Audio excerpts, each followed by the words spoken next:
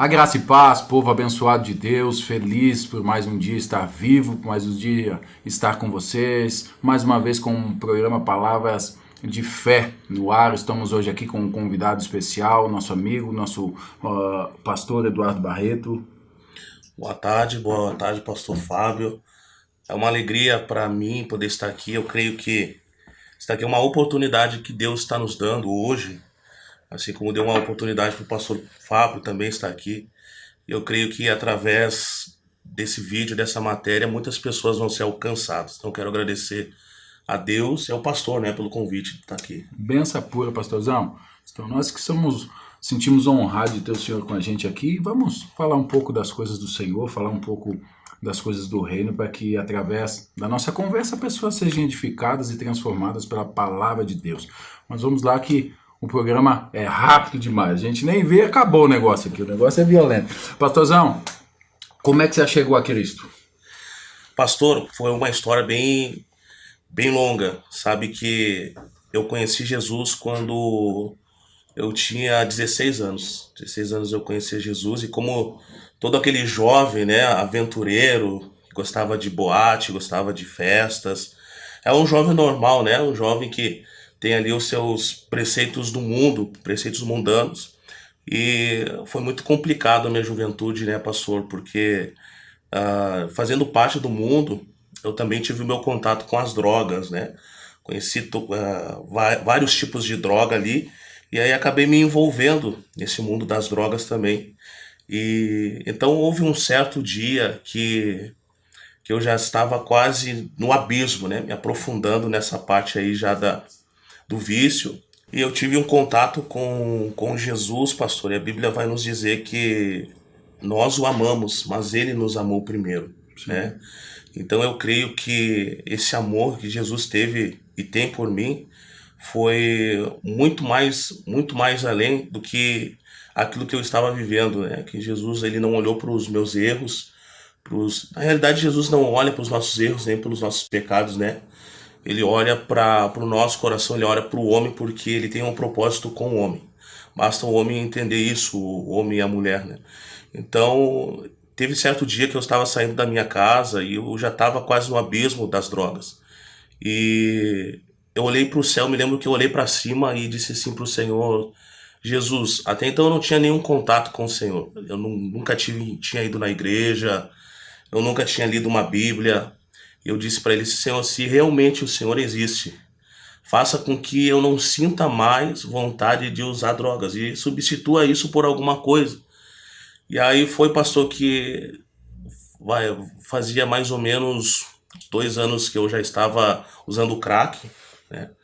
E aí, desde aquele dia que eu disse para o Senhor, faça isso, desde aquele dia eu nunca mais usei droga. E ele vem substituindo, até então, daquele dia, essa vontade do vício, das vontades mundanas, com a sua presença, com o seu amor. Então eu fui me aprofundando nisso, sabe? Quanto mais Deus tirava as coisas do mundo de mim, mais ele colocava as coisas dele. Mas ele assumiu o lugar que é dele por direito, né? Mais ele assumiu o lugar. Mas a gente tem eu costumo dizer que a gente tem um trono dentro da gente, no nosso coração. E esse trono é do Senhor, porque ele é o Rei dos Reis, né? Então a gente tem que devolver o trono para ele. Isso. E aí o que eu estava fazendo naquele momento, estava destronando alguém que tinha um poder de governo sobre a minha vida e devolvendo o trono para o Senhor. Para quem é de direito, né? E isso foi em meados de 2010. Eu me lembro dos meados de 2010. Foi quando eu disse essas palavras para o Senhor. E até então fazem já 12 anos que a gente está vindo nessa caminhada aí. E o Senhor tem nos agraciado, o Senhor tem nos abençoado, tem nos feito conhecer pessoas incríveis, né, maravilhosas. E a gente só está indo, só está avançando, né, pastor? Glória Na a Deus. mesma medida que Deus vai liberando, a gente vai avançando. Vai caminhando, né? E é esse amor, né, pastor, que Deus tem pela gente. Como o pastor disse, Deus não olha para os nossos erros, para as nossas falhas, ele só nos ama, né? E eu acredito, pastor, que nós também somos assim, sabe? Como diz lá em Apocalipse capítulo 2, a carta que é escrita à igreja de Éfeso, que eles perderam o primeiro amor, eles seguiam o sistema, Eu tenho a favor de vocês isso, isso, isso. Vocês estão caminhando legal, vocês estão andando na rota certa, mas perderam o primeiro amor. E essa semana eu estava meditando nessa questão do primeiro amor e foi violento o que o Espírito está fazendo aqui, que trouxe essa mensagem em teu Espírito. O primeiro amor que muitas vezes nós perdemos. É esse amor que Cristo tem por nós, que é o primeiro amor que habita dentro de nós. Só que ao longo da nossa caminhada, ao longo do sistema, muitas vezes a gente vai perdendo o primeiro amor.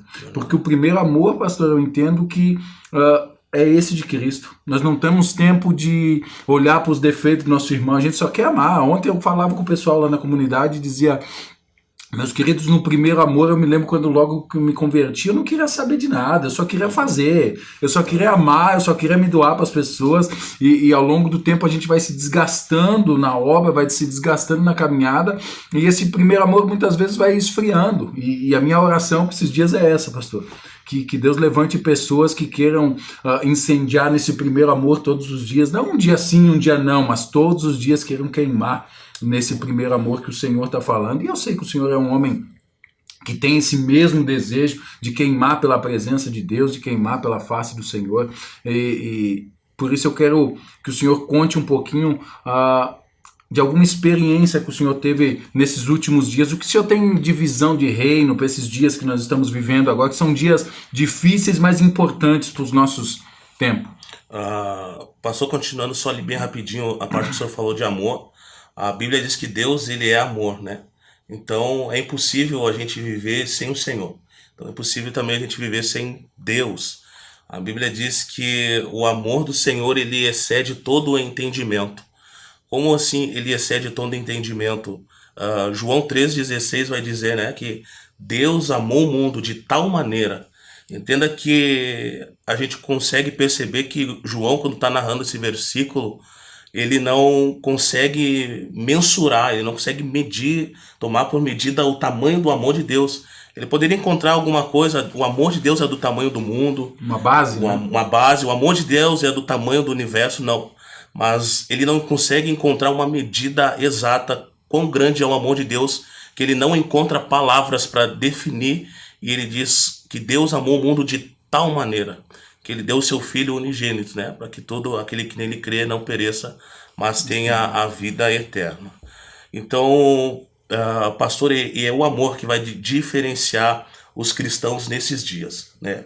A gente está vivendo dias de eleições aqui no Brasil, né?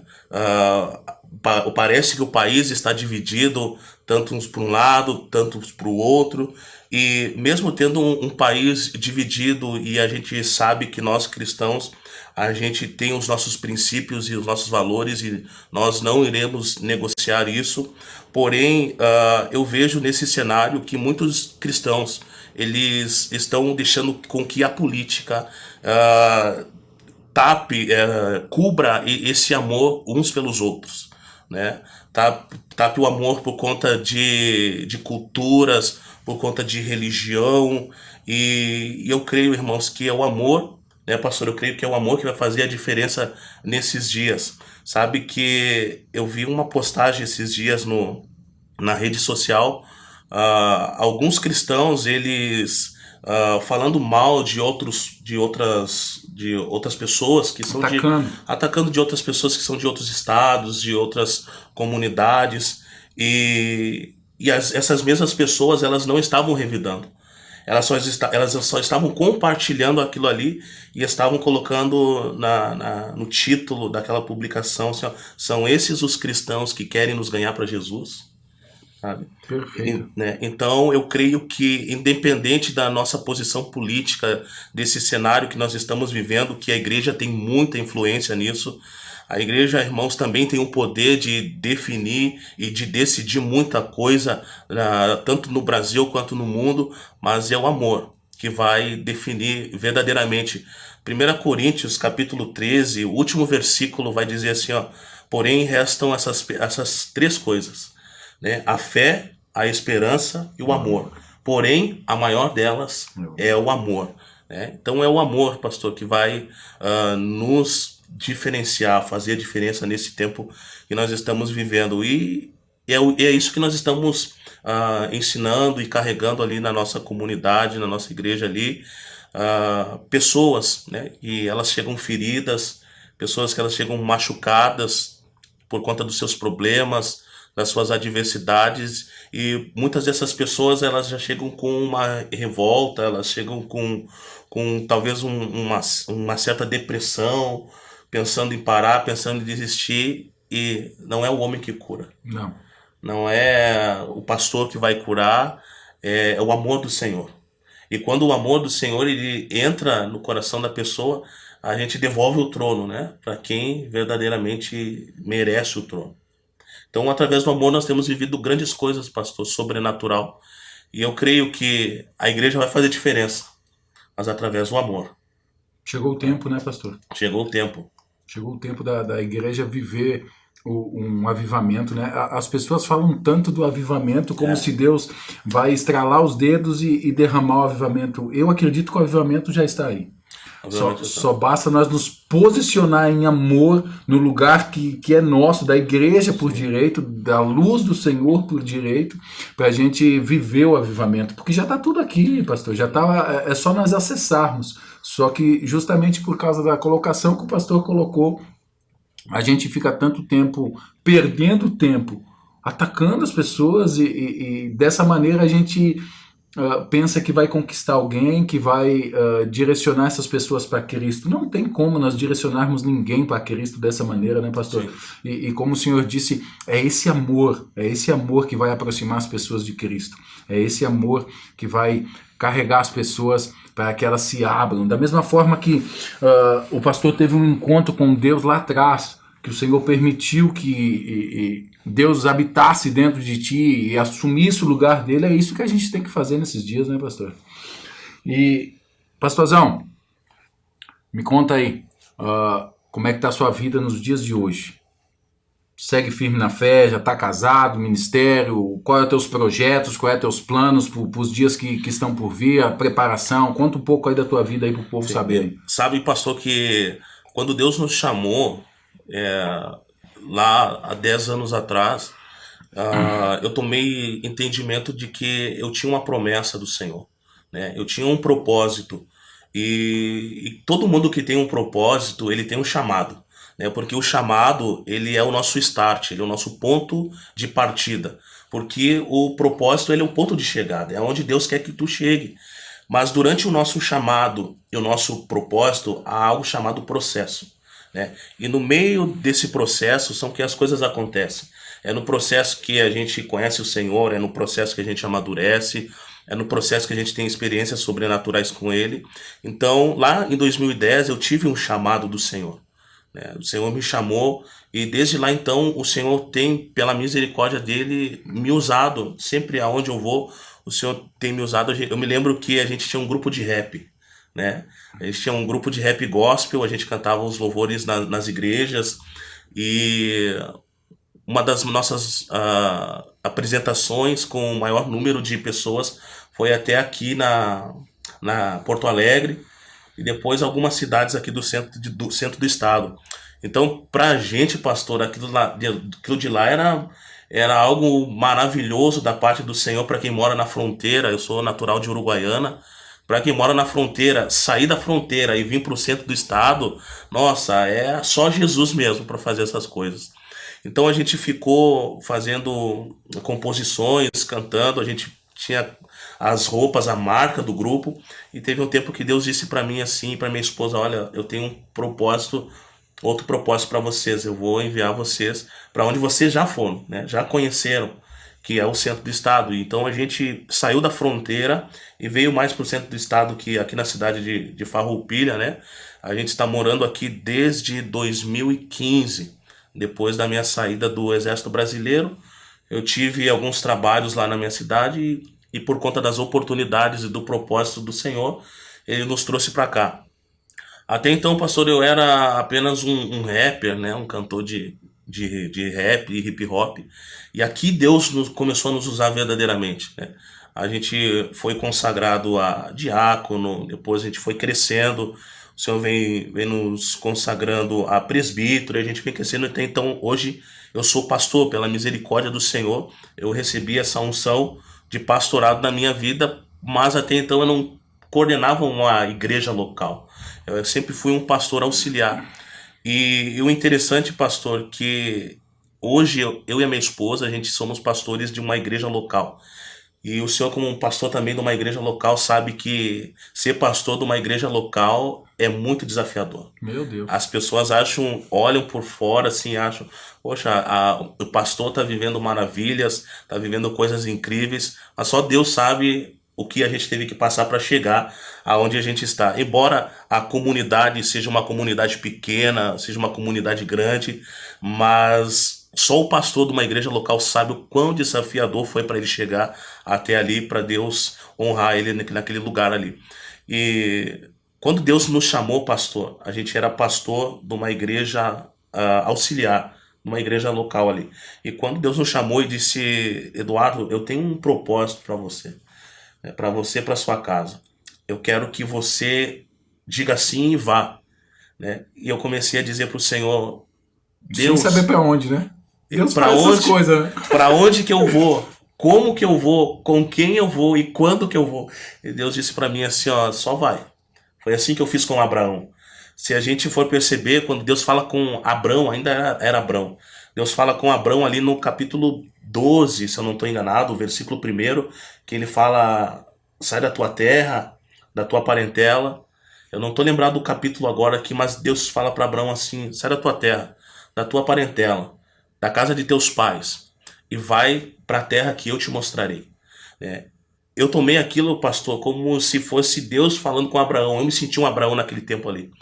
E o interessante é que o Espírito Santo me fez entender que todas as vezes em que Deus dá uma ordem para o homem, ele sempre também vai liberar uma palavra para que o homem caminhe em cima dessa palavra e cumpra esse objetivo.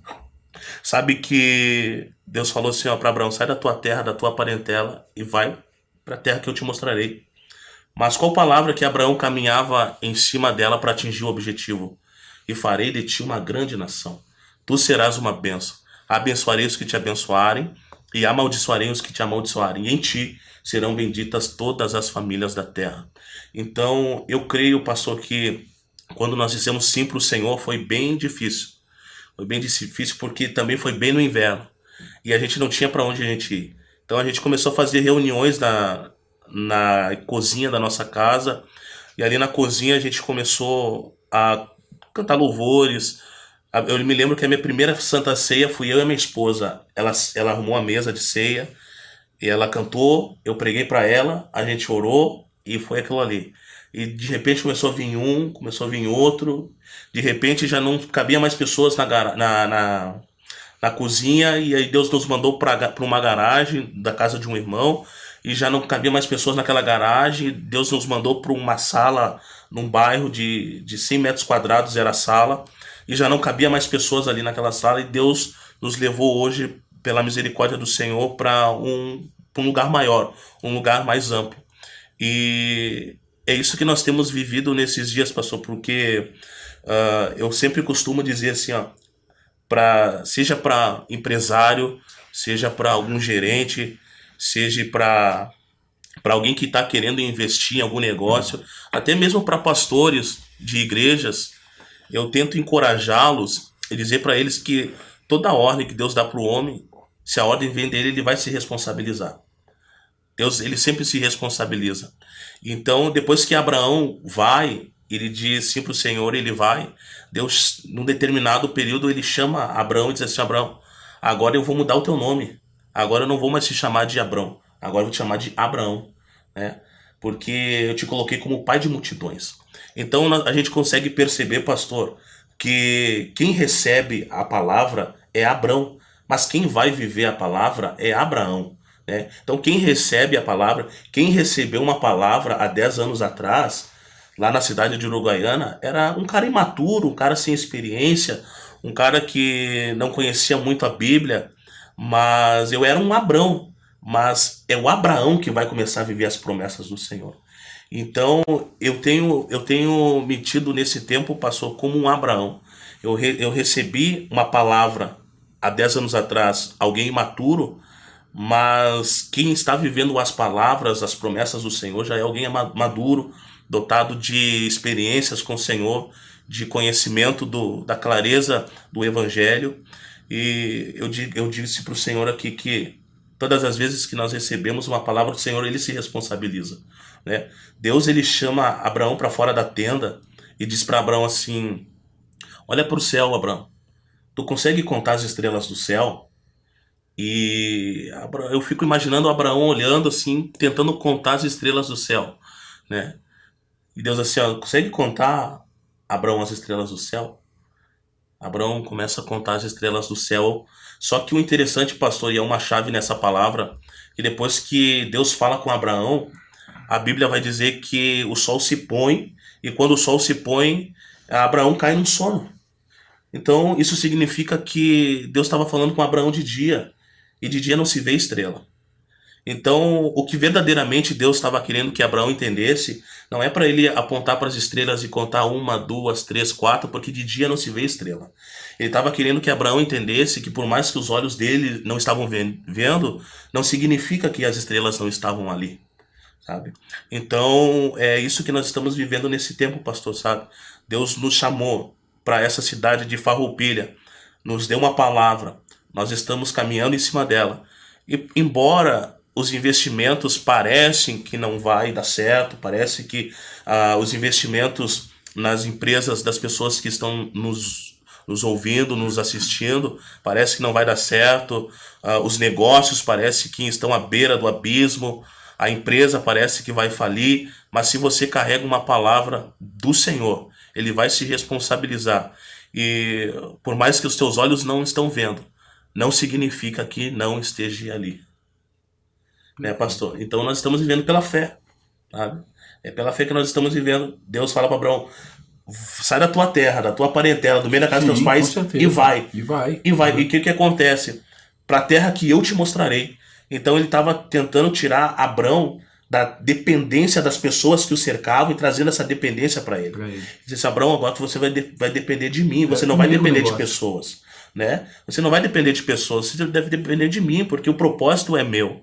Sabe? Então, se Deus colocou o Senhor na comunidade que o Senhor está dirigindo hoje, nos colocou na comunidade que a gente é responsável hoje, muitos empresários que Deus colocou, levantou aqui como gestores, como gerentes, coordenadores, então ele vai se responsabilizar por isso, né? Porque os recursos vêm dele.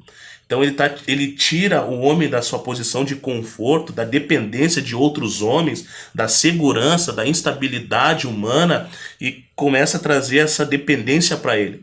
E aí que a gente começa a viver da fé. Exatamente. Né? Aí a gente começa a viver da fé. E é coisa mais incrível a gente começar a viver da fé, porque a gente começa a ver os recursos vindos do céu, pessoal. E quando o recurso vem do céu, a gente não precisa se preocupar com nada, porque quem vive das coisas da terra vai ter os recursos da terra.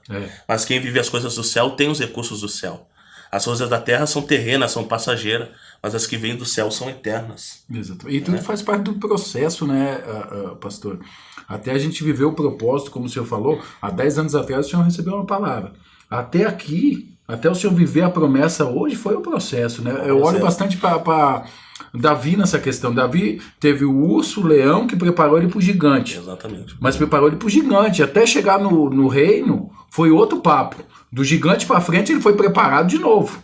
Ele foi amadurecido até ocupar o reino. Ele teve que fugir, foi dormiu em cavernas, passou os perrengues, porque Saul queria matar ele. Saul queria perseguir e tentava tirar a vida dele.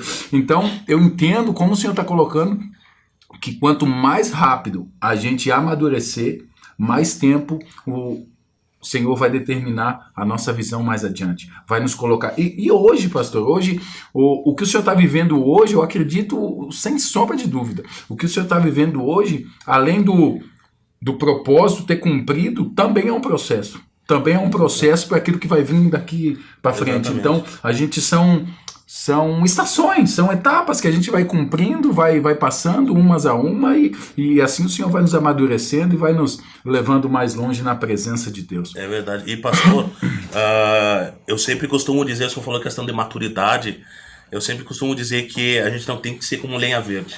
Né? Não. Porque a lenha verde parece que só está queimando, né? Mas só faz fumaça. Então a gente tem que ser homens de visão, né? Não homens de vista. Porque homens de vista, ele vê aquilo que Deus está fazendo. E homens de visão já estão vendo aquilo que Deus já fez. É isso aí. Né? E é isso que nos mantém firme na fé, né? É acreditar e é ver aquilo que Deus já fez. Porque aquilo que Deus está fazendo é apenas algo porque o propósito que se cumpra. Só que eu digo lá na nossa comunidade que Deus não está preparando a bênção para a gente. Deus está nos preparando para a bênção.